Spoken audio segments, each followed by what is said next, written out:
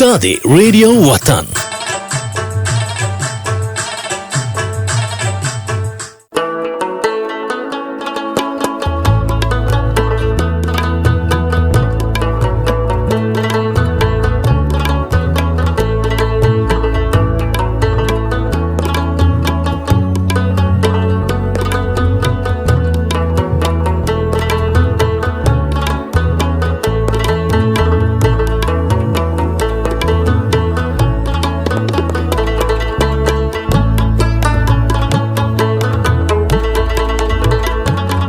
شروع د هغه پاک ذات په نوم باندې چې بخونکی او مهربانه دی. شروع د هغه پاک ذات په نوم باندې چې د تمامو مخلوقاتو روحونه د هغه په قبضه کې دي. شروع د هغه پاک ذات په نوم باندې چې د عزت او ذلت ورکولو والا سختن دی. او د رحمت شاه سایل صاحب پر دوو شعرونو چې وخته ته خوس وکړه چې ورک مې کې، وخته ته خوس وکړه چې ورک مې کې، زه به ځان پیدا کړم پښتون بشم، او زه د محبت د ګلو تخم یم، زه د محبت د ګلو تخم یم، دا خورما نه خوري را زرغون بشم. د وطن ریډیو اف ام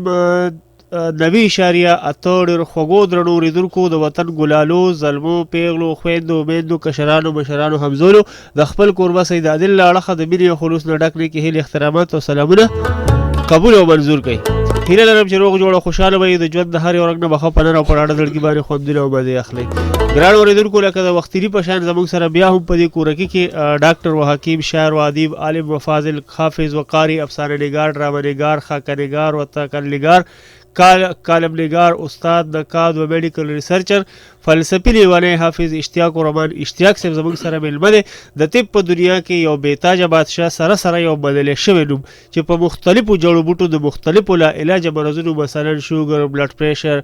او د ګردو د ټولو مرضونو سره د نورو موسمي بیمارو علاجونه کوي. او دغه جړی بوټي ډاکټر صاحب، ډاکټر و حکیم اشتیاق الرحمن اشتیاق صاحب د بهر ملکونو نه راغواړي، او بیا د ډاکټر و حکیم اشتیاق الرحمن اشتیاق صاحب په دې په خپله نگرانۍ کې په دې باندې ریسرچ کوي، او داسې بیماران چې په ډاکټرانو باندې مریضان ستړي شوي وي، ګرځېدلي وي، خپل وخت او پیسې ډېره ضایع کړي وي، د الله په فضل و کرم سره د ډاکټر و حکیم حافظ و قاري اشتیاق الرحمن اشتیاق صاحب په دعایه باندې الله پاک د دوی په لاس ورله صحت ورکړی دی. د دې دا زه نه وامه ګران اورېدونکو، دا زه نه وامه، دا هغه مریضان وایي کوم چې د ډاکټر و حکیم اشتیاق الرحمن اشتیاق صاحب په لاسو صحتمند شوي دي. الله پاک ورله په لاس کې یو عظیمه شفا ایښې ده، او دا داسې شفا چې د شوګر د مریض د خپې یا د لاس زخم خو سپیشل او ګارنټډ د کټ کېدو نه د الله په فضل بچ کوي. او په دې حق وایي چې که زما دوایا سره د شوګر د مریض نه خپه یا لاس کټ شو، نو راشئ زما نه هغه لاس یا خپه کټ کوي. الله دې وکړي داسې حکیم یا ډاکټر به ما نه وي لیدلی او نه به تاسو لیدلی وي چې هغه داسې په دعوه سره داسې خبره وکړي د الله په فضل سره. د کومو خلکو چې تازه شوګر ښکاره شوی وي خصوصا، نو هغه مریضان د فورا د کومو خلکو چې تازه شوګر ښکاره شوی وي هغوی د فورا رابطه وکړي او په نورو ډاکټرانو یا په نورو ځایونو کې د خپل وخت او پیسه نه ضایع کوي. یا هغه خلک چې د لا علاجه مرضونو په علاج کولو ستړي شوي وي، نو هغوی د یو ځل خامخه د ډاکټر و حکیم اشتیاق الرحمن اشتیاق صاحب هسپتال ته ضرور تشریف راوړي. کوم چې د ذل ثوابه د ټولو نه لوی هسپتال په 4 کناله کې پروت دی. پته او نمبر یې ځان سره ولیکئ، او که چېرې داسې وي که ستاسو کور کې والد صاحب یا ستاسو مور بیبي ته یا په کورنۍ کې بل چاته یا په چم ګاونډ کې یا په کلي کې چاته څه قسم دغه بیماري وي، نو د ازمایش دپاره یې خامخا یو ځل راولیږئ، نمبر او پته ځان سره نوټ کړئ. بیا ډاکټر و حکیم حافظ و قاري اشتیاق الرحمن اشتیاق صاحب زموږ سره ناست دی، تاسو سره مخامخ کومه. او نیغ په نیغه که تاسو د دوی نه څه پوښتنه لرئ یا څه مشوره ترې اخیستل غواړي، نو بالکل ډاکټر و حکیم اشتیاق الرحمن اشتیاق صاحب زموږ سره میلمه دی. نمبر او پته ځان سره نوټ کړئ: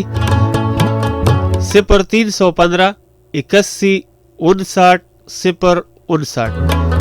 یعنی 0315 81 59 059،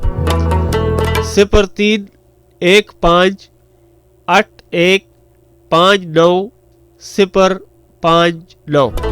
او پته هم ځان سره ولیکئ کله چې تاسو صوابی ته راورسئ د صوابی په چوک کې چې ودرېږئ بالکل مخ په لور خاته باندې تاسو وګورئ نو ټوپۍ طرف ته یو روډ تاو شوی دی او په هغه روډ باندې به تاسو مخکې لاړ شئ نو لومبې به تاسو له راشي ګلوړې رای د ګلوړې رای نه پاس بامخیل د بامخیل نه پاس باجا او د باجا بازار چې کله کراس کړي یو وړه شان چړۍ ده په هغې چې تاسو وروخیږئ نو د روډ د پاسه بالکل اودي بورډ لګېدلی دی په هغې باندې لیکلي دي ویلکم ټو تحصیل ټوپي د هغې نه چې لږ یو 2 قدمه ورمخې ته شي نو 4 کناله بلډینګ به تاسو ته ښکاره شي ګس لاسته ښي لاسته چې کوم دی لږ غوندې رامخکې معمولي پترس باندې دغه د تبلیغي مرکز دی او د هغې نه مخکې چې کوم دی نو زیړ بلډینګ دی هم دقه زیړ بلډینګ چې کوم دی دا د ډاکټر صاحب هسپتال دی ګران اورېدونکو جړی بوټي که تاسو له صحت نه درکوي نو نقصان یې هم نشته ازمایش شرط یو ځل یې خامخا وازمایي د ډاکټر و حکیم اشتیاق الرحمن اشتیاق صاحب فیس بالکل نشته البته د جړو بوټو چې څه لږې ډېرې پیسې کېږي نو هغه به درنه خامخا اخلي ځکه چې د بهر ملکونو نه دغه جړي بوټي راغواړي ډاکټر و حکیم اشتیاق الرحمن اشتیاق صاحب په خپل هسپتال کې لږ ګرم چلی او که چېرې تاسو د غرمې ډوډۍ په وخت کې رالی نو بیا به د ډاکټر صاحب میلمانه یئ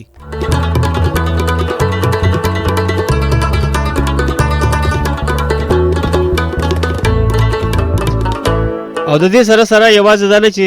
صرف ډاکټر دی حکیم دی د هغې سره شاعر و ادیب هم دی شاعر هم دی ادیب هم دی عالم هم دی فاضل هم دی او حافظ هم دی قاری هم دی څنګه چې تاسو ته مې وختي وویلې چې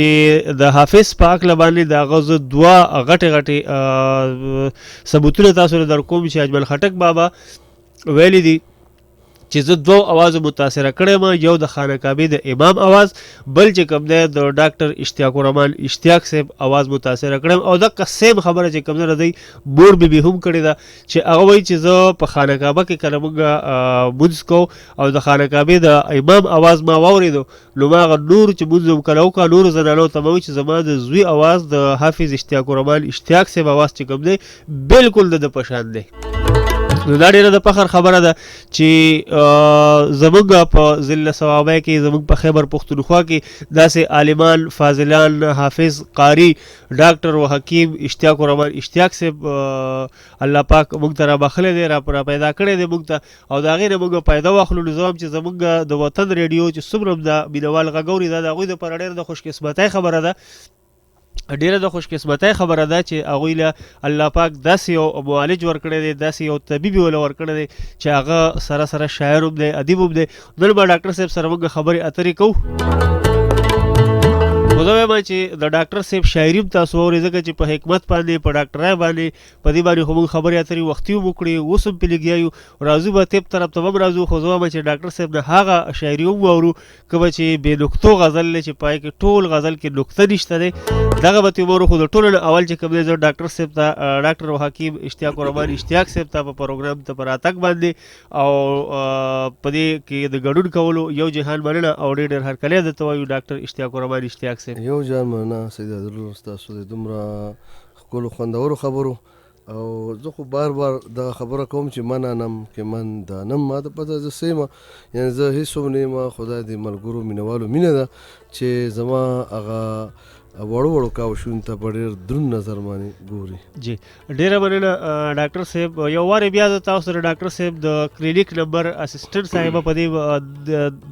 دا نمبر اوچتوي او که تاسو د هغوی سره راتلل غواړئ کلینیک ته راتلل غواړئ نو د شوګر مریضان دې صرف او صرف د خالي اتوار د خالي او د هفتې او د اتوار په ورځ باندې پرې 2 ورځو کې د 3 بجو له ځان را رسئ کلینیک ته که بیا هم تاسو نمبر اخیستل غواړئ د نورو لا علاج مرضونو یا نور داسې معدې بیماري وي یا بواسیر یا نور داسې نو تاسو په دې نمبر باندې رابطه کولی شئ 0315859059 0315819059 او کنه تاسو نو ډاکټر صاحب نه په دې پروګرام کې څه پوښتنه لرئ یا څه مشوره ورسره کول غواړئ د طب په حواله باندې یا د ادب په حواله باندې نو 0314 9911 ډاکټر صاحب هغه بې نکتو غزل مې ډېر ارمان دی چې زموږ د تخمایه د FM 90.8 اورېدونکي چې دا غزل ستاسو واوري بې نکتو غزل چې کوم یو جان مننه سید عادل صاحب جی بې نقطو غزل مطلب دا دی چې کوم ټکي کې ټکي شته هغه ټکي په دې غزل کې نشته لکه د لکه با نشته تا نشته سا نشته جیم نشته خا نشته زال نشته زا نشته شین نشته دواد نشته نون نشته فا نشته غټ قاف نشته نو مطلب دا چې دا غزل بې نقطو غزل دی چې کوم ټکي کې ټکي دی هغه ټکي په دې غزل کې نشته دی. جی درومي درومي دلارام دل کوي د دل آرام درومي درومي دلارام دل کوي د دل آرام وهي زکه داسې کوک داسې سلګۍ سرمد مدام او کړم سودا د هسې ورک هسې والا هسې لولاک کړم سودا د هسې ورک هسې والا هسې لولاک کوم ورد که د الهی واهموي د دل آرام دا مې آهو د ګوګل ګل کدي رد کړو لکه راګ که مې راوړلو هوا د دلارا نور سلام او آکاس کله کوي رحم کلولی وي که کلی ګل در ګل کړي هر ګلدم او ګل همه د مرګ سهام او هم میړو دور دمه هوري هم روح سرمت سوکا دا او درد دلارام که د محمود دارالسلام ورله راوړه ملکو مې اسې سمه د سما سرړه مې دوړوي که راوړي کوکې له کلام درومي درومي دلارامې دل کوي د دل آرام. ډیر ښه ډیر زبردست دا بې نقطو غزل دا بې نقطو غزل و دک یو ټکی داسې نو چې هغې کې ټکی راوړو لکه نور خپلو اورېدونکو سره به څه شریکول غواړئ سوال جواب نظم هم ستاسو ډېر مشهور نظم دی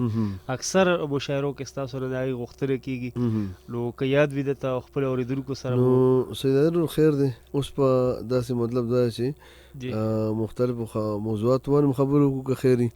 او وخت سره سره به دی ته د خپل کلامونه ویم ځکه زما د الله فضل دی په زرګونو کې زما کلامونه دي او وزیر اعلی حسنی ایوارډ یافته یم او اجمل خټک بابا زما باره کې صرف لیکلي دي چې زه د اشتیاق نه متاثر یم د شلمې صدۍ د نظم بابا سینیټر اجمل خټک بابا چې زه د هغه ډېر مداح هم هغه زما ډېر فین و په یو صادر باندې هغه ستاسو نظم لیکلی دی بلکل زما په واده هم د هغه نظمونه شته زما په صادر هم د هغه نظم شته او تر دې پورې چې بابا دوره لیکلي دي چې زه روحانیت د اشتیاق نه علم یا دوره هم لیکلي دي چې د اشتیاق خبرې ماله اوسه راکوي په سیاسي دغه کې هم بابا زما په ډېرو مشورو عمل کړی دی زما خبره د هغه ډېر اهمیت ورکړی دی او حالانکه زما څه پارټۍ سره څه تعلق نشته دی خو د ملک په مطلب پیور کې ځینې خبرې داسې وي چې بالکل بابا هغه زما خبر به مخکې بوتلی دي او دوره پورې بابا لیکلي دي په خپل ژوند ما کتابونو کې دی باچو کې چې کاش علامه اقبال ژوندی وي او زه له تللی وی بابا لاړ لیکلي دي کاش علامه اقبال ژوندی وي او زه له لاړ وی یعنې تللی وی او د اشتیاق یو شعر یو فلسفه مې ورته مخې ته ایښی وی چې دا وګوره دا څه دي نو زما دپاره ډېر د ویاړ او فخر خبره ده ځکه چې زموږ پښتونستان کې څومره لوی نومونه دي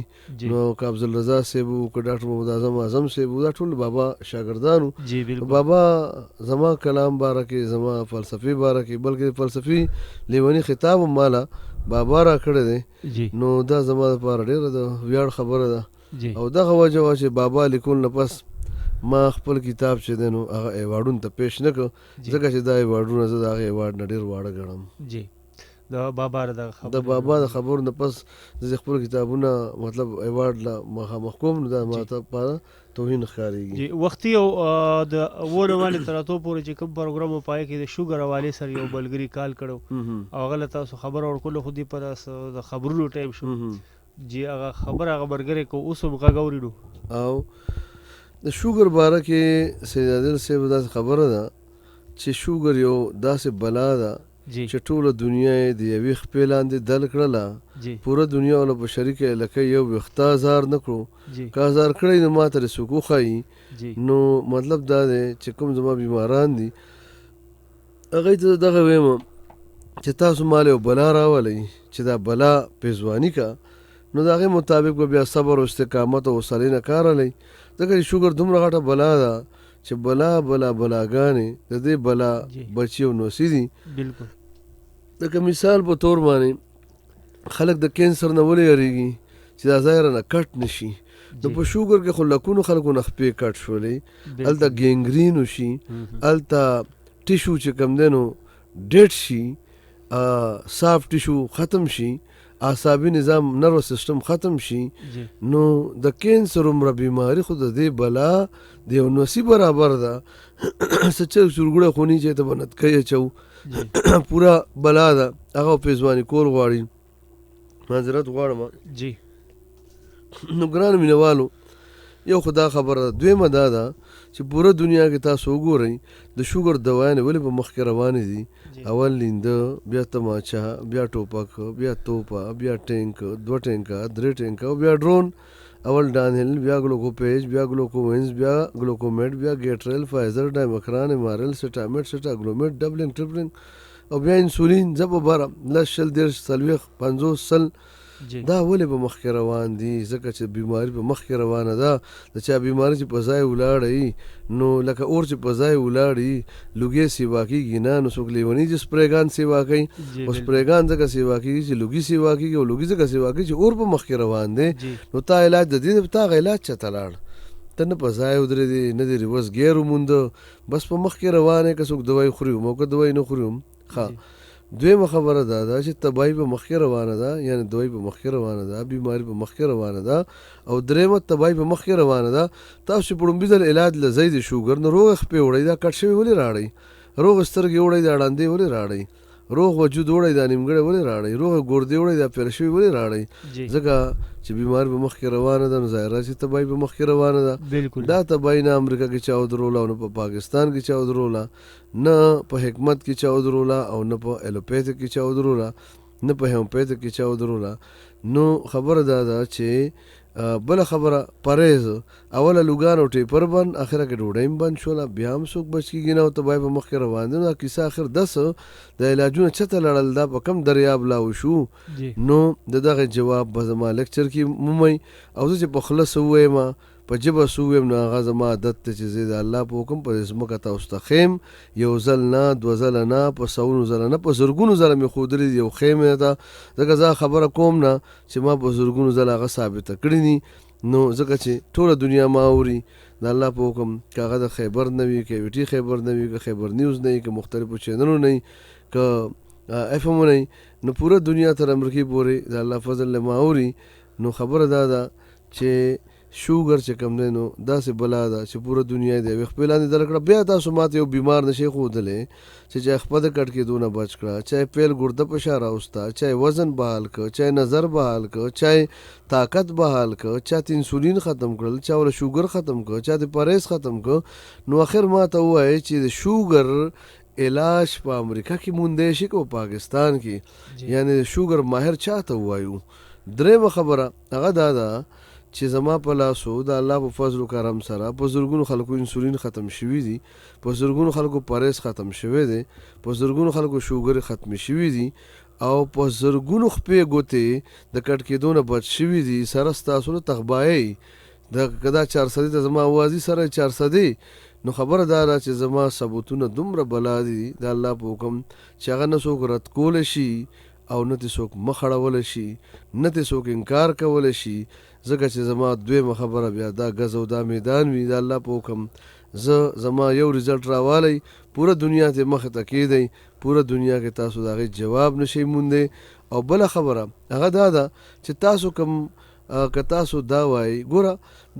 د ماشومان لبلب ډېر نازک وي دا غي مثال له چرګانو د وړې کوټړۍ دی که باغې یو شی باران وشو نو به درست تبا سار نه بتاو څه پته ولګي چې د شوګر دی د کې به علامات ساين او سیمټم ښکاره شي خو د لوی خلکو لبلبي مثال د هغې مثال د غټستانې دی غټستانه په یو باران کې نه راپروزي او نه راغورځېږي هغې باندې شپږو کاله باران نه وورېږي نو چې کله بلۍ په دوړېدو په څڅېدو به پرېوتو شي تاسو ته هله پته ولګي چې څه ګډوډ دي او غم او فکر شروع کوي زما مطلب دا دی چې د لبلبي په دیوالونو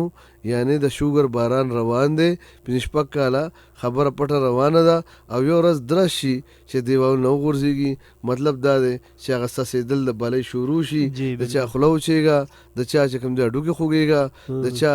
تنده سیوه، د چا ژبه اوچه، د چا واړه بول سیوه، د چا نظر کم. تاسو ته پته ولګي یاره څه ګډوډ دي، راځئ چې ورشو ټیسټ وکړو. چې ټیسټ مو وکړه شوګر راووته، ځکه چې بلۍ په څڅېدو وه. خلک وایي پروني باران کې دیوال را پرېوته، خو هغه شپږ اته کاله بارانونو ځپلی نو هغه ورته نه ښکاري، پرونی باران ورته ښکارېږي. نو دغسې ستاسو شوګر ښکاره شي. په لیبارټرۍ کې چې ستا ټیسټ راوځي ته وایې زما شوګر شه، شوګر دې شه نه، شوګر دې ښکاره شه. پنځه شپږ کاله پټ پټ را روانو، نن ښکاره شه. دې مطلب دا دی چې لکه د تغبای نه خوا څه راځي، لکه جلاله او شیرګړ کې لکه شوګر پټ پټ را روانو او په مردان کې ښکاره شه، په مردان کې ښکاره شه. ته ډاکټر صاحب له ځکه لاړلې چې ډاکټر صاحب اله په دې مردان کې راته بند وتړه چې بیماري نوره سیوا نه شي، بند راته وتړه چې پرهیز مې نور سیوا نه شي، بند راته وتړه چې نور تبا نه شم. او واپس راله مخ کم خوا کا شیرګړ او جلاله ته کا، واپس مې هلته بوځه د کوم ځای نه چې راغلی یم، د کوم ځای نه چې مسله راغلې ده. مطلب یې دی چې ډاکټر صاحب علاج ورته شروع کا او واپس مې جلاله ته بوځه چې شوګر ختم شي، د کوم ځای نه چې کیسه را شروع شوې وه. نو ته دې ویارې نه لاړ شي علاج لا چې په دې مردان کې، یعنې د لبلبې په مردان کې چې کوم ځای شوګر واضح ښکاره شو، دلته راته بند وتړه، واپس مې بوځه شیرګړ ته. اسې نه چې نوخار ته، جهانګیري ته، پنډۍ ته، لاهور ته، کراچۍ ته او د کراچۍ سمندر ته ونه رسم. هلته بیا خلکو نه خپې روکېږي، ګردې روکېږي، سترګې نظر روکېږي، ویښته روکېږي، غاښونه او طاقت روکېږي. ته د دې ویارې تا علاج شروع کړې، څنګه ستا شوګر چې په منډه منډه په ډاکټرانو سر شولې. نو ما ته ووایي تاسو په خپل ژوند کې څوک ولیدل چې تخبایي ته واپس لاړل شوګر ختم شو؟ تاسو څوک ولیدل چې په ځای ودرېده؟ دا ستاسو چې د هر څه په مخ کې روان دي، تباهي، دوایي، پرهیز خو په مخ کې روان یې. نو دغسې یو ورځ د کراچۍ سمندر ته ورسي بیمار، او کله نن خپه اوده زخم پکې نه راځي، ګوتې کټ شوې، کله خپه کټ شوله، کله چې کوم دی ویښته والوتل، کله نظر لاړ، کله غاښ والوته، کله غوښې زانګه، کله وزن کم، کله ګردې فیل، کله رز مجال ختم، کله د مازغو توان ختم. نو دا څه دي؟ دا تاسو ټول کراچۍ ته روان یئ. ښه بیا وګورئ دا چې د امریکې څه حال دی. یعنې ګوره تاسو دې دپاره علاج شروع کړو چې موږ به تغبایي ته واپس لاړ شو، زموږ به شوګر ختم شي. نو شوګر ختم شي که د شوګر بیمار ختم شي؟ د مچ عمره شوګر لاړ دیو شو، او د دې عمره سړی هغه چې کوم دی د مچ عمره کمزوره شو. بیا مچ له منډه ورکه، یو څو کیلومیټر منډه خو به ووایي که نه، او د شوګر بیمار له منډه ورکه، نو ته په 10 قدمه پس په وایي زړه مې درزېږي، خپو کې مې ساه دم نشته، هډوکي مې خوږېږي، دړه مجال مې نشته، سټیمنا مې ختمه شوه. نو دا ټوله دنیا الټه روانه. بیا راځئ چاته امریکې ته راشئ. د امریکې باره کې WHO څه لیکي؟ د امریکې باره کې WHO رپورټ دا دی چې هلته 100 کسان ړانده را جمع کړي، 80 به ډیو ټو ډایبټیز وي، د شوګر د لاسه به ړانده وي. اوس ماله دا جواب راکوي دا کتابونه چا لیکلي دي؟ د انسولین چا جوړ کړي دي؟ دا ستنې چا را لېږلي دي؟ دا فارمولې د چا دي؟ دا طریقه علاج د چا دی؟ دا غټ کتابونه چا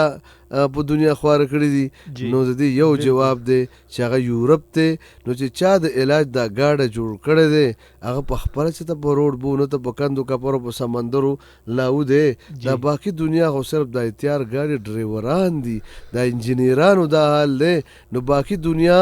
کې خو هغه مطلب اور روان دی، او سپریګا او لوګي سیوا کېږه، او سپریګان سیوا کېږه. نو سپری مغیر را لېږلی دی او طریقه هم مغیر را لېږلې ده چې دې په خپله څه جوړ نه کړه. نو باقي دنیا کې دی تاسو څه توقع ساتلی شئ؟ ښه یعنې صرف د لوګي کنټرول کولو تر حده کیسه روانه ده، اور په مخکې مخکې روان دی. دا ولې پرون ستا لوګي په لینده برابره ده او نن په توپه برابرېږي، ځکه چې اور سیوا شوی دننه دننه، خو تا ته اور چا نه دی ښیلی، تا نه اور پټ ساتلی شوی دی، ته صرف په لوګي کې نښلولی شوی. بیا راځئ ټیسټونو ته. نو ګرانو مینهوالو دا ټیسټ یو فایده منم چې په لومبي ځلې تاسو ته شوګر ډایګنوز کو، په لومبي ځلې تاسو ته حال ووي چې یو آر اے ډایبیټک پیشنټ، چې ته چې کوم دی نو د شوګر بیماری یا یو آر ډایبیټک، ته چې کوم دی نو شوګر بیماری په لومبي ځل باقي دا یو لبه جوړه شوه، دی نه یو ټوکه جوړه شوه. څنګه ما ته ګورئ دی خواښه کاغذ کې تاسو څه ګورئ؟ وینه کې خواږه ګورئ، هغه هم کاږه واږه ګورئ. اړومبه خبره خدا د کاغذ کې تاسو اخر ګورئ سترګه دې کې نه ښکاري، نظر دې کې نه ښکاري، ویښته دې کې نه ښکاري، غاښ دې کې نه ښکاري، ګرده دې کې نه ښکاري، طاقت دې کې نه ښکاري، وزن دې کې نه ښکاري، خپې دې کې نه ښکاري. نو اخر تاسو په کاغذ کې ګورئ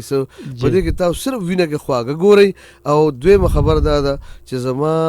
بیماران مال دې له نه راځي چې د هغې شوګر 600 دی او زه 80 ته راولم. دا کار خو تاسو کور هم کولی شئ. که څوک په لینده روان یې تماچې ته شئ، که په تماچه روان یې ټوپک ته شئ، که ټوپک باندې روان یې توپو ته شئ، 2 توپې کوئ 3 توپې کوئ، ګنې ډرون ته واوړئ، انسولینو ته 10 په ځای 20 په ځای 40 په ځای 80 کوئ. نو ماله څه رالی په کور کې به شوګر د 600 نه 80 ته راشي 100 ته. نو څه چلو شو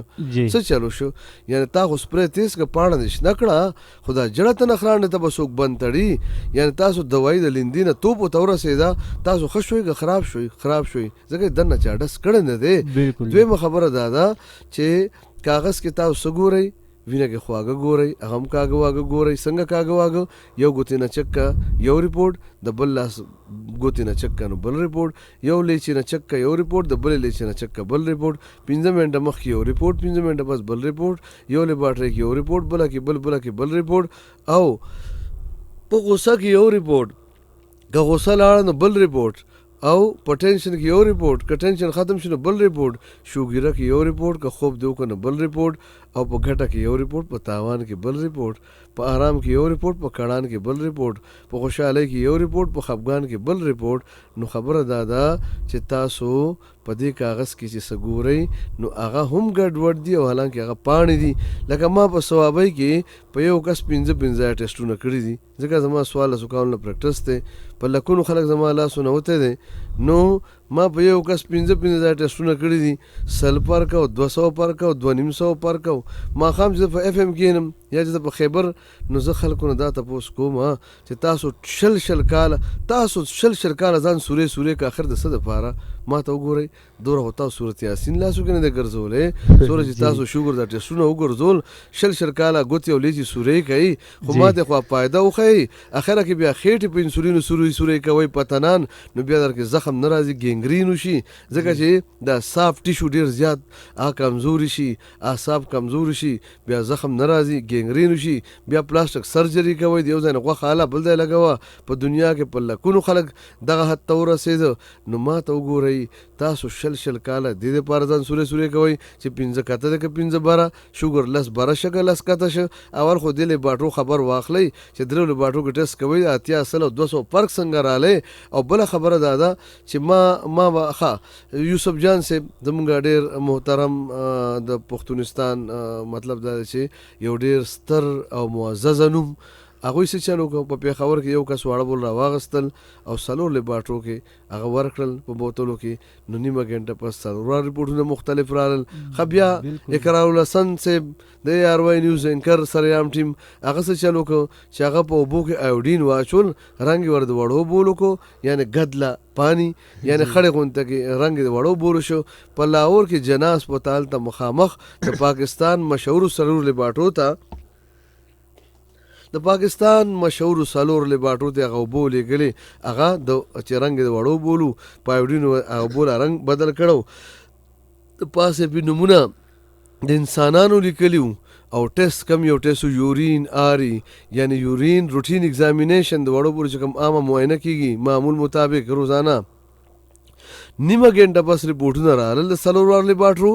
د پاسې څه لیکلي دي؟ یورین آري، پس سیل دومره، RBC دومره، البیومن دومره، ګلوکوز دومره، اپیتیلیل سیل دومره، کیلشیم اکسیلیټ دومره، انګا دومره او بنګا دومره. یعنې دوره پکې شګه ده، دوره پکې پیپ دی، او دوره پکې خواږه دي، او دوره پکې زخم دی. د خدای مسلمانانو دا د پاکستان مشهور ترین لیبارټرۍ دي، دا مهنګي ترین لیبارټرۍ دي،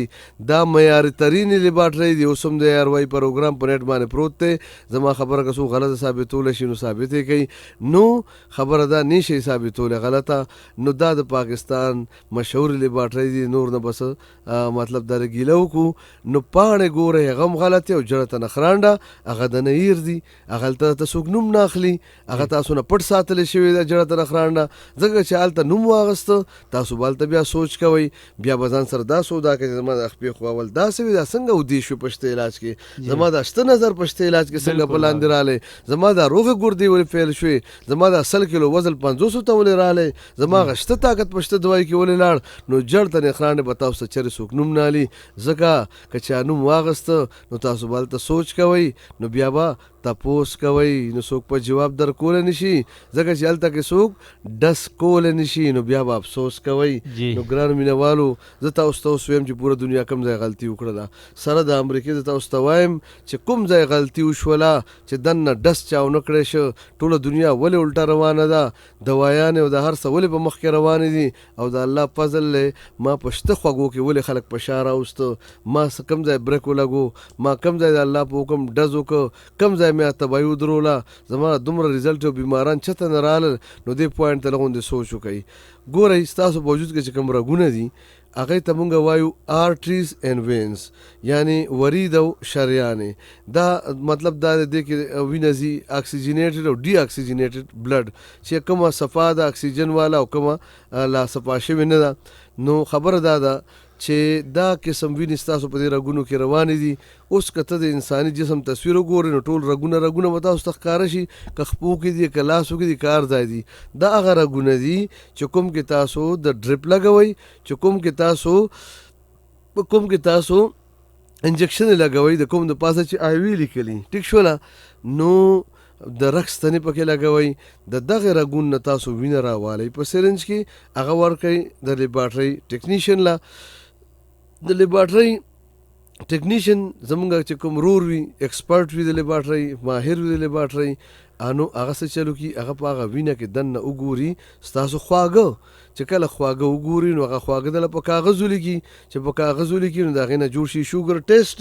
نو دا تاسو له دا ټیسټ درکړو. اوس تاسو په دې ټیسټ کې څه ګورئ، په دې کې تاسو وینه کې خواږه ګورئ. ماله به یو سړی راشي ډاکټر صاحب شوګر مې کنټرول دی، چې کته وګورم خپې ورسره نی، چې بره وګورم نظر نی، هلکه څه کنټرول دی، انګا کنټرول دی که بنګا کنټرول دی. نو دا خو هر څوک د خپله دوایي دا سپری تیز کوي، د هر چا به وینه کې خواږه نور کم شي، نو پاڼه به نوره شنه شي، نور به خوند راپرېږدي، نور به پاڼه خوندوره شي. نو څه چلو شو، څه چلو شو، فایده څه وشوه. ګورئ ښه، دا ټیسټ تاسو صرف د دې وینه کې خواږه ګورئ، مطلب سپری تیز کا چې سوره تیزې به دوره به پاڼه شنېږي، خوند به راپرېږدي. نه خو ستاسو لاسه کار دی، خپله دوایي یو په ځای یو ګولۍ چې څوک خوري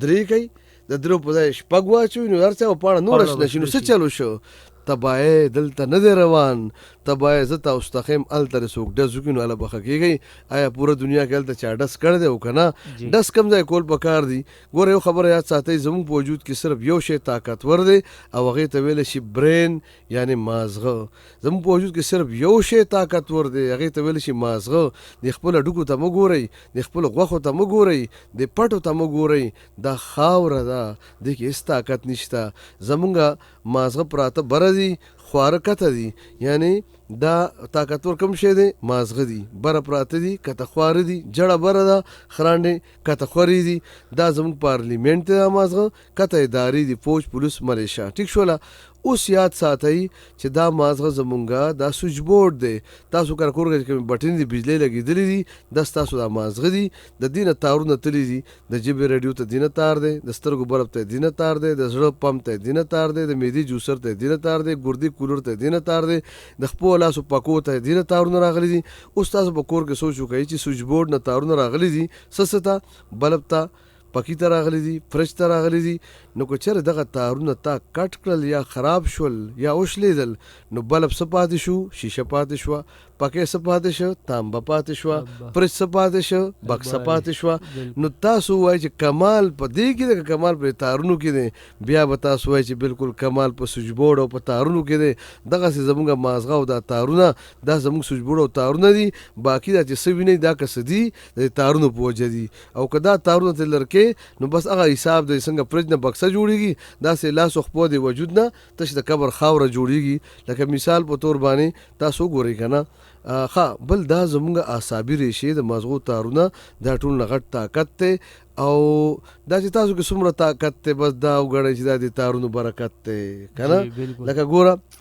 تاسو څښا کېږئ ولې نه په ګرمۍ کې د دې مغزو تارونو په وجه په سردۍ کې ولې نه جام کېږئ د دې تارونو په وجه دا ستاسو زخم ولې راځي د تارونو په وجه او بل خبره دا ده چې تاسو له 2 مثال در کوم ګوره زما په دې لاسو کې څومره طاقت دی هډوکې دی غوښه ده پټې دي خو که فالج رالی او زما مغزو کې رګ وشلې د برین هیمرج وشو یعنی بټن ماته شوه نو هغې بټن سره چې کم تارونه دي اب ختم شي لکه مثال په طور باندې په مغزو کې رګ وشلې نو لاس کې تارونه د مغزو تارونه ختم شول نو تاسو وایي چې لاس کله فالج وای نو پکې خو هډوکې غوښه شته ولې کار نه کوي څوک یې په دواني ځلي نه اخلي د قبر خاوره شوه پاتانیزم څوک نه علي ځکه چې اصل شی تارونه وو هغه ترې خطم شول نو ستاسو لاس کې کم طاقت دی نو دا د تارونو برکت دی ښه دا وګورئ پتون څومره غټ هډوکی دی فیمر تای ران چې پهلوان چاله چیلنج ورکوي نو پتون ورته ټپوي خو چې په اکسیډنټ کې او په اپریشن کې په حمله کې د مغزو تارونه کټ شي نو څه چلو شي خپې دې لاړې پتنان ختم وړو بلو کنټرول ختم لوی بلو کنټرول ختم د نوم نه لاندې د قبر خاوره د بل به ورسره بیا په لاسو کې د پتنانو خپې ګرځئ دوانیس پاتې نه شو ځکه چې اصل شی قیمتي شی طاقتور شی تارونه تاسو اوس ومنله چې زموږ په وجود کې یو شی طاقتور دی هغه صرف او صرف مغزه او د مغزو تارونه دي زمونږ په ټول وجود کې کته بره رستو مخکې لاندې باندې د مغزو تارونه دي لکه که ستاسو خپه کې ازغې مات شو نو فورن د هغه ځای تارونه مغزو ته اطلاع ورکړي چې څه شی دی نو مغزو ته ذهن کې ازور خیال راشي چې یا د ازغي دغه د شیشه د نو مغزه فورن لاس ته اډر ورکړي چې یاله خور دی په تکلیف کې د خپه او د شی ترې راوباسه یعنې لر کا ازغې دی که شیشه ده ښه بله خبره په دوه ځایه مازغه نشته مثال په طور باندې ویښتو کې مازغه نشته چې په کینچۍ کټ کې درد نه کوي ځکه مغزو ته حال نشي ویلی د مغزو تارونه پکې نشته خو ته ویښته د جړ نه وباسې بیا درد کوي ځکه سر منه کې د مغزو تارونه شته دغسې نوکونو په سرونو کې چې کوم دی نو مازغه نشته دی نو خبر دا ده چې ته کټ کې درد نه کوي خو که دې خوا د کینچي ووهله نو درد کوي ځکه چې دې خوا د مغزو تارونه دي نو ګرانو مینهوالو زموږ په وجود کې دغه یو شی طاقتور دی هغې ته ویلی شي مغزه او د مغزو تارونه شوګر ولې خطرناک دی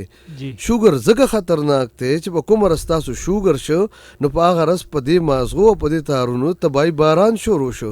دا باران نه امریکا کې چا ودرو نه پاکستان کې چا ودرو نه په 100 شوګر کې ودرېده نه په 400 شوګر کې ودرېده نه 15 منټ له ودرېده نه 15 سکنډ له ودرېده نه په خوب کې ودرېده نه په ویښه ودرېده دغه وجه نه امریکا کې څوک د تباهۍ نه بچ شو نه پاکستان کې نه 100 شوګر والا بچ شو نه 400 والا بچ شو دا باران دومره خطرناک باران دی چې دی به رواني دی به صرف دی به رواني وداوټ اني بریک ان اني ریزسټنس بغیر سر رکاوټ او مزاحمته دا څوک هم نشي ودرولی دی به رواني او چته بزي صرف د ځان کدن په سلګۍ باندې به ودرېږي چې شوګر بیمار را بیغ بنیاد وباسي نو چې څنګه دغه کار ختم شي دغسې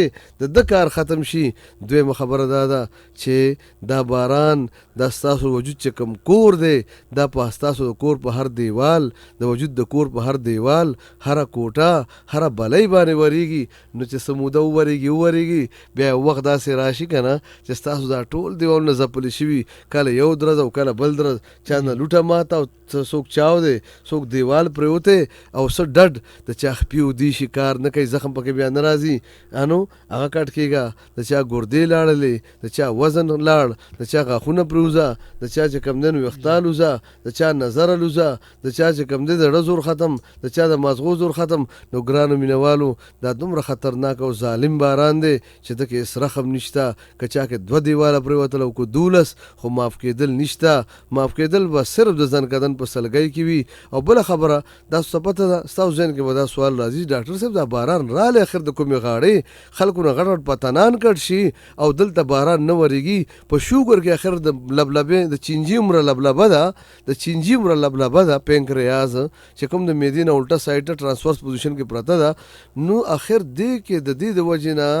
دومره لوی طوفان څنګه برپا شو دا باران څنګه رالو جواب واورئ ښه مونږ په چا باندې طاقتور او ژوندي یو د مغزو په تارونو په مازغو باندې. خو سوال دا چې دا مازغه او د مازغو تارونه په چا ژوندي او طاقتور دي؟ نو دی یو جواب دی هغه دی خواږه. په خوږو باندې دا مازغه او د مازغو تارونه ژوندي او طاقتور دي. نو په کوم ورځ چې ستاسو شوګر شه د لبلبي نظام ګډوډ، چې لبلبي نظام ګډوډ، په وینه کې د خوږو نظام ګډوډ، چې خوږو نظام ګډوډ نو د مازغو خوراک ګډوډ، چې د مازغو خوراک ګډوډ نو مازغه ګډوډ، چې مازغه ګډوډ نو ستاسو کنټرولر او پارلیمنت ګډوډ. نو چې دا ګډوډ نو کته لاړې ټولې ادارې ګډوډې. بیا تر مرګه چا په مازغو ډز وکړو، بیا تر مرګه چا د مازغو په اصابري شو ډز وکړو، چا د خوراک برابر کړ. هېچا هم نه. دغه وجه ده چې دا ورو وخت تېرېږي نو کمزوري کېږي، نو څه تارونه اوده شي، څه مړه شي، څه کمزوري شي. نو ځینې ځای د وجود کمزوره شي، ځینې مړ شي او ځینې اوده شي. نو دا د دې تباهي هغه وجوهات دي. زه صرف تاسو له یو دیوال مثال در کوم چې دیوال درست څنګه وکړي،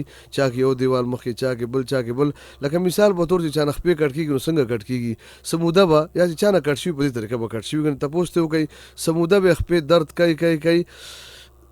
دا داسې درد به کوي چې څه ته غم خادرې لړ شي نو ډېر دا غواړي چې اوس پر څوک چاپي وکړي، چې اوس پر څوک چاپي وکړي. په دې کې د اعصابي ریشې تارونه درد کوي. نو بیا ورو دا میږي شي، نو بیا څه وخت پس دا ورو اوده شي او بیا داسې اوده شي چې سره چپل خپه کټ ته اوچته کړي او په چپله نه پوهېږي. د دې مطلب دا چې په خپو کې د مازغو تارونه ختم شو. نو ما ته جواب راکوي چې کوم ځای د مازغو تارونه ختم شو نو خپه پاتې شوه که د قبر خاوره پاتې شوه؟ اصل د قبر خاوره ده. د دنیا هر ډاکټر ته پته ده چې په شوګر کې کم ځای اوده شو بس هلړ ختم شو. که نن دی که سبا دی بس دا به کټ کېږي. ځکه د هغې مثال د وزیرستان دی، هغه پېښور پاتې نه شو، هغه مردان پاتې نشه، هغه وزیرستان دی. الته فوج پولیس ملیشا ختم شوه. الته که هر دشمن قبضه واچوله، یعنی مثال په طور دشمن نه مراد ازغه یا ماشو چې چلا نو یو ډرون بالته کار نه کوي، یو انټي بایوټیک، یو د زخم دوی بالته کار نه کوي. دغه وجه چې چانه اول به ګوتې کټ کېږي، بیا پنجه کټ کېږي، بیا به خپه کټ کېږي، بیا پنډۍ کټ کېږي. نو ځکه چې د ځمکې په مخ باندې داسې دوایي نه ده جوړه چې هغه چې کم دی د مړي په وجود کې کار وکړي، یا د شوګر والا په مړه خپه کې کار وکړي، یا د شوګر والا په اوده خپه کې کار وکړي. نو دا ټول لړل د کراچۍ سمندر ته. ټیک شوه. اوس په دا دلته تباهۍ شروع، یو دیوال به درس کوي. نو ګرانو مینوالو د ځمکې په مخ باندې د الله په فضل و کرم سره که دلته یو خبره یاد ساتئ ښه، د آدم بابا پوره نسل په شریک هم دلته ډز نشي کولی او نه یې کړی دی. دلته که په لکونو زره الله پاک ډز کړی دی، که بند یې تړلی دی، که دا باران یې ودرولی دی، صرف زما په لاس یې ودرولی دی، صرف زما په لاس یې ودرولی دی. باقي پوره دنیا په شریکه دا بند نشي تړلی. او بله خبره دا ده چې ماله بیمار راشي نو زه بند وتړم، زما ډس په اعصابي ریشو باندې، په مازغو باندې، په لبلبه باندې، او مخ والا بیا تخبایي تکم، مخ والا بیا مردان تکم. انو بیا که څوک په موټر وې تللی په موټر وې واپس یو، که په جي ټي روډ تللی په جي ټي روډ واپس یو، که په کندو کپرو تللی په کندو کپرو. په جاز کې هم نشم راوستی. یو نیم خوش قسمت دی چې په جاز کې راشي بس په هفته کې شوګر ختم شي. خو دا تاسو ته نو هم لس کالم لګېدی شي او لس ورځې هم لګېدی شي، خو بریک پر ته لګوم او باقي واپسې ګیرونه دي. بیا د هر چا خپل ګاډی، خپل ګیر او خپل ټیر او خپل روډ دی. ځکه چې شوګر سره جراثیم خو نه د ټي بي په شان چې په ټولو یو ډز وکړم. او د ټي بي جراثیم چې مایکو بکټریم ټوبرکولوسس د هغې څخه یو کورس ته چې هغه جراثیم دی، دا شوګر جراثیم نه دی ښه. د شوګر والا ځکه هر چا له داسې وینه ورکولی شي څنګه چې زه ورکولی شم. شوګر د لبلبې نقص دی، د چا د لبلبې د سر کینسر دی، کارسینوم اف د هیډ اف د پینکریاز، د چا سیسټ او ټیومر رسولی دی، د چا لبلبې نالو کې ابسټرکشن دی، بندش دی، د چا کې انفیکشن یعنی زخم دی، د چا کې انفلامیشن یعنی پړسوب دی، د چا د لبلبې چا لبلبه وچه شوې ده، چا هغه وړه ده، زخمي ده، پړسېدلې ده، موروثي ده، هیریډیټري جینیټیکلی مور پلار نیا بابا نه مسلې راغلي دي، د چا لږ وخت شوی دی، د چا ډېر وخت شوی دی، د چا وجود ورته مضبوط دی، د چا ورته کمزوره دی، د چا د بیمارو خلاف طاقت ډېر دی، د چا لږ دی. نو د هر چا وجوهات جدا، علامات جدا، نقصانات جدا، لہذا په هر چا زمانه دوایي اثرات جدا. نو دغه وجه ده چې شوګر د هر چا کیس ټو کیس ډیلینګ دی. مطلب دا دی چې په هر چا بند به ورته تړم، باقي د هر چا خپله لاره خپله کیسه ده. نو ګرانو مینوالو بله خبره یاد ساتئ، زه چې بیا په هر پروګرام کې ویم په ویټي خیبر هم ویم، اوس هم ویم، ویلې مې هم دي پوره دنیا ته، که ستاسو خپه کې زخم رالی و هغه نه جوړېږي شوګر والا، او ماله په وخت رالی نو زما ګوتې کټ کې او زما هغې وجه دا ده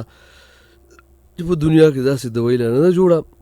چې شوګر والا په مړخ پکې او دخ پکې کار وکړي. د ځمکې په مخ باندې صرف 15 فارمولې دي. مړی وجود کې چاکو راخ کا به په یو ورځ 2 ورځو کې هغه زخم راولي. د شوګر والا خپه کې زخم ناراضي په او دخ پکې مړه کې نو الته به راولي. نو یاد ساتئ د الله په فضل او کرم سره 15 فارمولې صرف زما فارمولې دي. بالکل. او په زرګونو خلکو خپې ګوتې بد شوي دي. خو چې مال په وخت خو راشي که نه ها سره د تغبایي بالا مثالونه در کوم مردان کې مطلب دا خو ما په ارامه خبره دوره په تاسو لوګانه ټیپر هم نه خوړلي. ټیک شوله. بله خبره هغه دا ده چې مالا چې زخم نه راځي نو بس زما کار دی الله په حکم. دا بل چا کار نه دی. تاسو په پېښور او په اسلام آباد کې نیمه خپه ودوړئ نو میاله راځئ بیا چې پټوی تړلو ځای هم درکیني. یعنې کوټه خو دوړېږي نو دومره ځای خو پکې پرېږدي سړی پې کیني چې نور ایسه خو لیوه کي که نه. نو تاسو لیول هغه ناستې ځای هم پرې نه دی پټۍ ځای هم پرې نه دی. یعنی یاد ساتئ چې چا په شوګر کې زخم نه راځي ماله به راځئ. ګنې زما رزلټ نو 400 ډکه ده. په تغبایي کې هم د دخیم په دې پرو ډوډۍ کې به مووینئ په دې مردان کې به دخیم او صوابۍ خو خود ډکه ده. پوره ملک کې پوره دنیا کې تر دې چې لندن یو بیمار رالی دا زرو دی. یعنی زما انټروګان لیکنیا په زرګونو کې دي. هغه ته په لندن کې ډاکټرانو وی چې خپې باندې کټ کوو انسولین لګول چې دلته رالی چونکې ازرو کې زما ډېر بیماران دي غازي ازرو کې مو نو هغه چې رالی الله خپه هم بچ کړله انسولین هم ختم شو. بیا چې لړ هلته کې نو هغه چې ډاکټرانو ته بیا لیدلی دی چې دا پاسبل څنګه ده نه پیرونه په خوله کې پاتې شو. نو خبره دا ده د هغه هم انټروګان نشر شوي دي. موږ څخه ټول لمبر شته کور ته تللی شي چا تپوس کولی شي. زما یو انټرویو که چا غلطه ثابته کړه نو مطلب دا دی 100 لکه د هغه سړي هغه انعام دی او د هغې ورځې نه پس به ځان ته نه ډاکټر وم نو په میډیا کې نم که زما یوه انټرویو که په ویټي خیبر ده که په خیبر نیوز ده که دلبر چینل صوابۍ نه دي که مظفر آباد نه دي چینلونه دي که تغبایي نه دي چېرته هم که زما یوه انټرویو تاسو واورېده هغه غلطه چا ثابته کړه. زه دې پابند یم چې کوم انټرویو تاسو ته اورم نو مطلب دا دی چې دې پابند یم زه دې ذمهوار یم. که تاسو ما نه هغه لمبر غواړئ زه به هغه کس سره تاسو میلاوم سره د خپل ګاډي او ډریور د خرچې او په ما باندې خو نه شي غلطه ثابتولی ځکه چې زما بنیاد په رښتیا او په صداقت دی په دروغو باندې نه دی. نو ګرانو مینهوارو تر دې چې پېښور د ټول نه لوی هسپتال سرکاري هغې کې کوم د نرسو نه خپې کټ کېدې نو ما راغلي دي خدای پاک جوړې کړي دي. نو پاکستان ټول هسپتالونو کې د الله پاک فضل دی زما د نوم نه خبر دي. نو خو یو خبره ده په لس لکه ستاسو په کټ کېدو لګي ځکه چې بیا زخم پسې زخم او زخم نه راځي او بیا بل اول د ګوتیا زخم نه راځي نو بیا د کټ کېدو زخم نه راځي نو بس هی پسې نور کټ کوه هی پسې نور کټ کوه. خبره دا ده چې ما څخه په سونو باندې په سونو روپو کې هغه زخم الله پاک هغه بچ کي. خو خبره دا ده چې زه ځکه د هغې ډېرې پیسې نه علم چې کولو والا زه نه یم. زما مثال د توت د پاڼې دی چاله مې الله پاک سر درکړي چاله خاوره دا نه زما کار دی نه مې اختیار دی او نه زه ذمهوار یم. زه هم د الله پاک نه غواړم تاسو هم د الله پاک نه غواړئ. زه هم دغه شکر ادا کوم تاسو هم شکر ادا کوئ. تر نن تاریخه چې الله پاک زما په لاس کړي دي ځمکې په مخ ریکارډ دی. زما په خیال خو 100 کاله امریکا هم هغه سوچ نشي کولی او آینده ما ته پته نشته زما په لاس څوک ښه کېږي او څوک نه لږ ښه کېږي که ډېر ښه کېږي دا نه زما کار دی نه اختیار بس د الله پاک نه غوښتل دي ځکه چې بیماري د الله پاک طرفه ده. چاله به الله پاک د ګناهونو سزا ورکوي چاله به د هغه درجې بلندوي په دنیا او آخرت کې.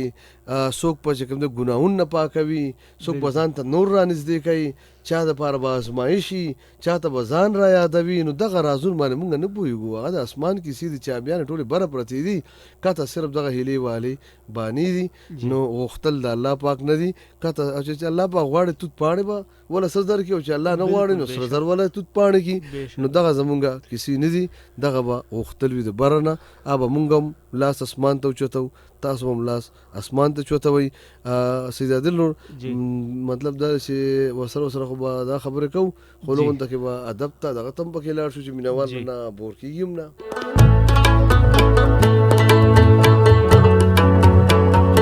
ګرانو اورېدونکو راځئ چې واورو د ډاکټر اشتیاق الرحمن اشتیاق صاحب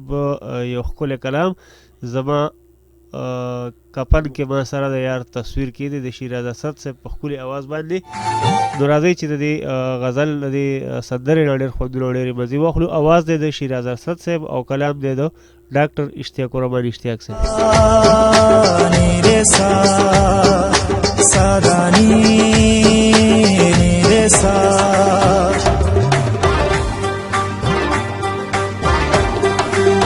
زما کفن کې ما سره د یار تصویر کېږدی زما کفن کې ما سره د یار تصویر کېږدی چې پسې بیا وژنم ځان توره اوتې کېږدی زما کفن کې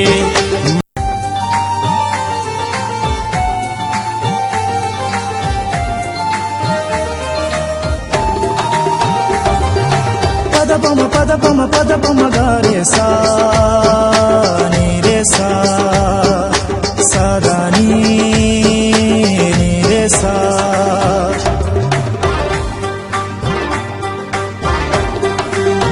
zama kafan ke ma sara د یار تصویر کېږدی زما کفن کې ما سره د یار تصویر کېږدی چې پسې بیا وژنم ځان توره اوتې کېږدی زما کفن کې ما سره د یار تصویر کېږدی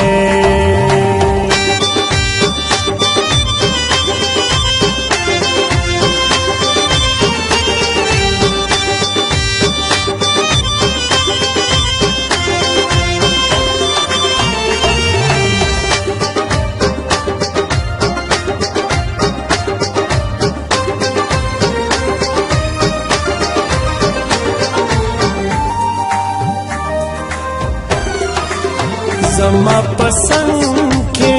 د مینې جنگ کې هغه چې مات شو یو ځل په ترنګ کې د سپینو لیچو په شرنګا شرنګ کې ستر نه پاتې په سور پالنګ کې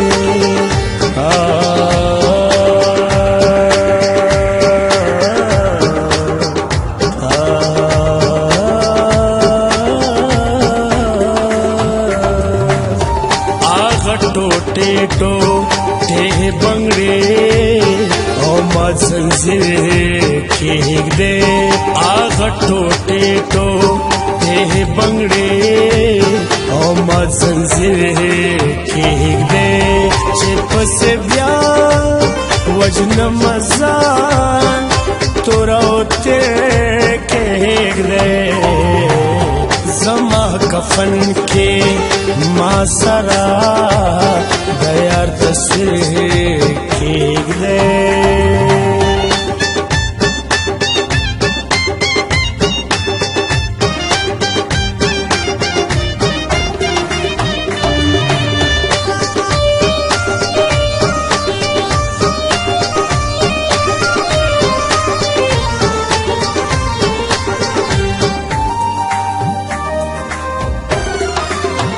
هغه لومبی خط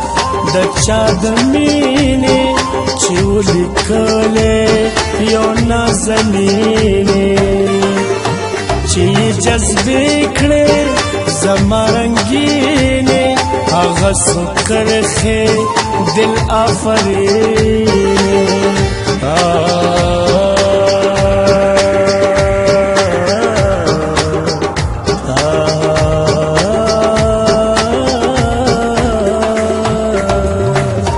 چرته یو ګوټ کې ورسره هغه تحریک کېږدی چرته یو ګوټ کې ورسره هغه تحریک کېږدی چې پسې بیا وژنم ځان توره اوتې کېږدی زما کفن کې ما سره د یار تصویر کېږدی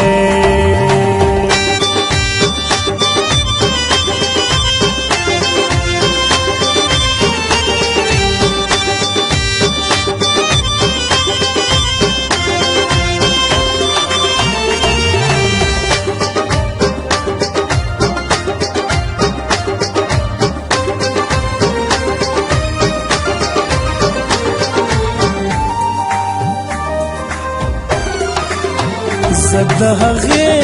یم هغه زما ده ځکه مجنون یم هغه لیلا ده زکه وامق یم هغه اوس راده که اشتیاق رام دی هغه سیتا ده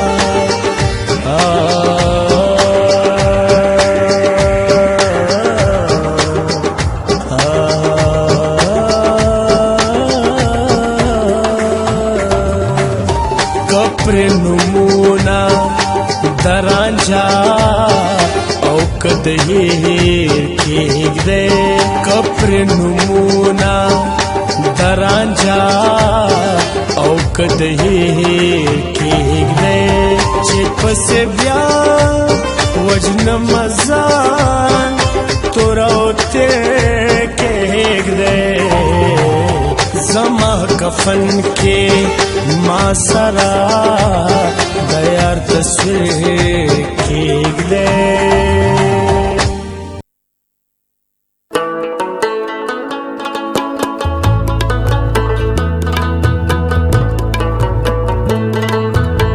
ګرانو اوریدونکو یو وارې بیا ستاسو کوربه سید عادل تاسو ته وایي هرکلی غږ دی د وطن ریډیو FM 90.8 ډاکټر اشتیاق الرحمن اشتیاق صاحب زموږ سره میلمه دی د هغوی نه که تاسو پوښتنه کول غواړئ نو 0314991108 او که دوی سره رابطه کول غواړئ د دوی نه څه مشوره اخیستل غواړئ یا ته پوښتنه دې کول غواړئ د خپلې بیمارۍ په هکله باندې یا د دوی د کلینیک نمبر اخیستل غواړئ هلته تاسو راتلل غواړئ نو 03158159 او 059 یعنی 03158159 یعنی 03158159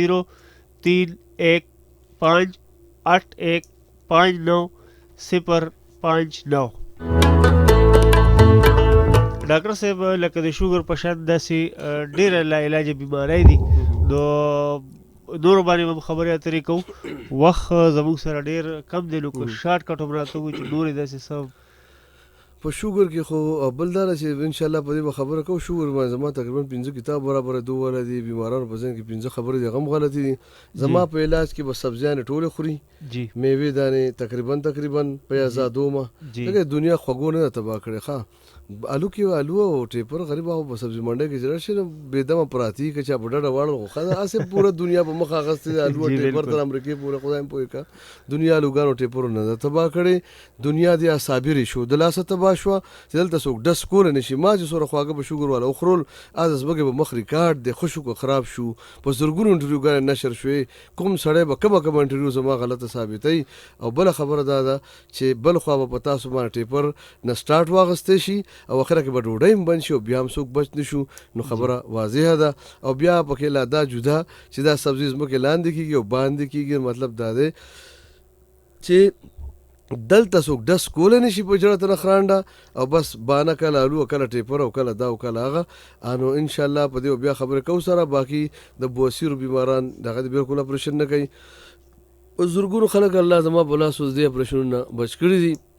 بل د سینې الرجی په زورګونو خلک الله پاک ټیکړه د مکمل بل چې کوم دینو د معدې بیماران بل هغه بیماران چې په ګردو کې کاڼي دي 12 پورې کاڼي زه په ګارانټۍ غورځوم یا د پیسو ګارانټي زمای او د شفا ګارانټي د الله پاک وي تر 6 لم دلته اپریشن کیږي ښا 6 کانو لم اپریشن کیږي چې ما ته ډېر لوی ظلم ښکاریږي د هغې دپاره ګرده سیرله کیږي 12 پورې بالکل په ګارانټۍ باندې چې ستاسو کاڼه زه نه غورځوم ستاسو مکمل پیسې به واپس وي او بله خبره هغه دا ده چې بغیر اپریشن په خوږو ګولو باندې د الله په فضل چې بیمار خفه کېږي هم نه چې خولې خوان هم نه خرابېږي او بله خبره هغه دا ده چې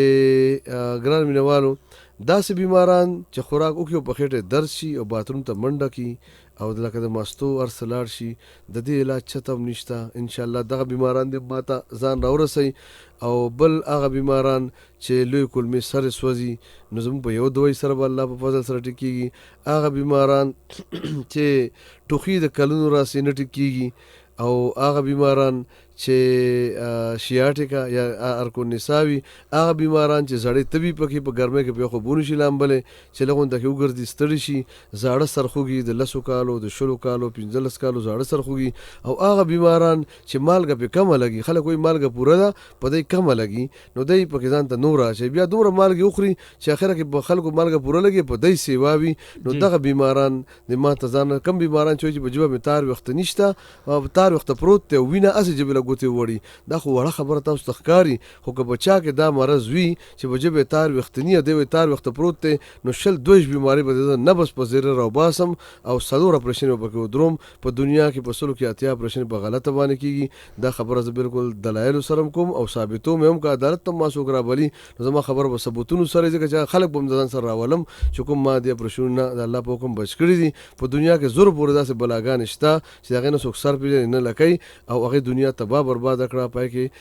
تقریبا 350 داسې بلاګان ما دریافت کړی دي سره د بچو نوسو او په زرګونو خلک مې خلاص کړی دي او په نور مې ریسرچ روان دي نو ګران مینوالو هغه بیماران چې هغه کې دا ټایپ مسلې وي یا چې کم دنو داسې بیماران چې هغه کیرونا قدر ما چې اثر راځي نو خو زما کاوه بالکل تاسو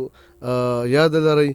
تور د دیګون والا لاچی او دارچینی شوله او ملکۍ سپرکۍ نو وخت په ان شاء الله چا غوږ نه پیپ بهیږي نو په سونو خلک الله پاک هغه مکمل ټیک کړی دی چې د 10 کالو نه غوږ نه پیپ بهیږي 16 کالو پیپ بهیږي چا چې زخم ناراضي په خپه کې یا هر ځای کې داسې زخم وي چې هغه دوايانه بستر شي نو هغه بیماران خو کې کسټارټ کې سوګرا شي نو هغه مار پر ډیره اسانه ده بل هغه بیماران چې په وجود باندې داسې ټاکي راضي داسې خارخت چې سپین بور کوي نو مطلب دا چې هغه بیماران دي هم مونږ له اذان را رسي یا داسې ګڼ بیماری دغه ان شاء الله وخت کو سو ټایم کم دی جی ډاکټر صاحب پتلو کې خپل ګران اوریدونکو له وړ کشان پیغام دی ورکه پیغام خدا چې په دې ټوله دنیا کو ګولان نشو خورولې نو په کوم ولارتیزو چې سو ازغي خطرنه لرکو د ژوند په تور شپه کرون سهار نشو مندلې نو دا خو شو کوله چې دیو کړو بکه بلا راځي چې ابتدا د دې رڼاو کو پخپله چې چرته می خاده باس پر لی ګلالي ننګیالي بریالي اوسئ یاد ساتئ ستاسو مطلب دا چې پروګرام نو تاسو اور ان شاء الله د شپږونو 2 بجو پورې لسونه تر 11 بجو پورې او د جمعې په شپه کې د 9 تر 2 پروګرام هم شامل وي نو ان شاء الله 2 پورې لکه 2 غټي شپږونو تر 2 جمعې په شپه جی نو ان شاء الله مینوال به موږ سره قافلې په شکل ټاله کیږي ځکه ګران مینوالو زه مختلفو شیدون له پروګرامونو کوم کا خیبر دی ویټي خیبر دی که مظفرآباد اف ام دی کاغه سوابی ده نو الله په فضل باندې چې چرته مینوال موږ یو ځل اوریدلی یو نو هغه موږ سره بیا ملګرتیا کړې ده او ډېر سخت ملګرتیا موږ مو سره بیا وفا کړې ده خو سما وفا نو ان شاء الله تعالی بیا تر شپې موږ سره تاسو یې په وطن چینل نه دلته زمونږ ضرور طاهر زمان صاحب دغه یو جان مننه چې ډېر لږ وخت کې هغه چې کم دینو د وطن له دوره سوکړل سره د خپل ټیمه نو دغه شکریا ادا کوو چې په لږ وخت کې هغه ډېر غټ کمپټیشن هغه چې کم دینو فیس کو او د وطن پر اختیار چې کم دینو وطن جوړولو کې خپل برخه خپل کردار ادا کړلو دعاګانې به زمونږ چې وطن په کوم مقاصد لپاره جوړ شوی دی د دې کوم زمونږ منیجر صاحب دی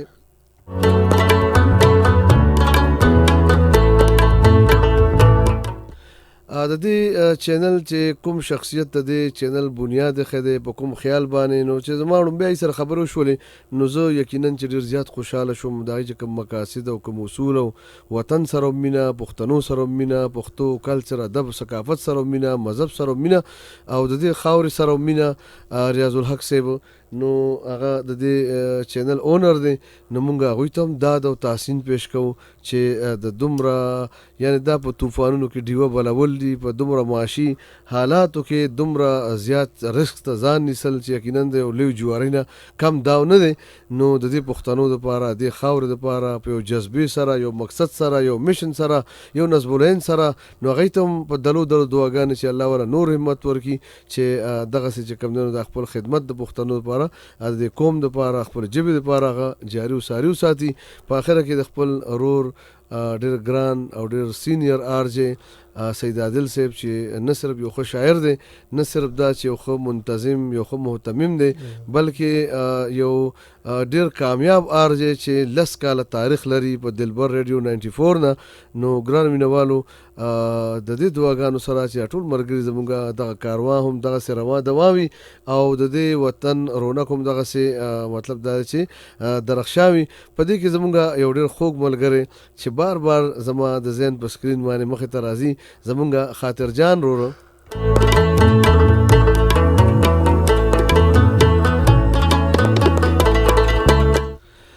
زمونږ یو ډېر ښه رور، یو ډېر خوږ ژبې ملګری، یو ډېر مخلصه ملګری خاطر جان رور چې یقینا په داسې دیمي انداز کې چې کوم دی نو مینوال سره خبرې کوي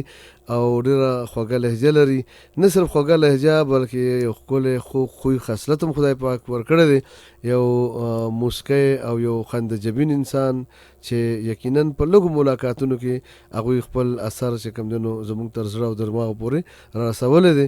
نو د هغوی دپاره هم نورې دعاګانې چې الله پاک ورته نور هم توان او توفیق ورکړي چې دغسې د ولس خدمت چې جاري وساتي. او ما سره زما ډېر خوږ ناصر د بوټاکړ نه راغلی دی، هغوی هم وایي چې ټول مینوالو ته زما طرف نه دعاګانې سلامونه. نو ګران مینوالو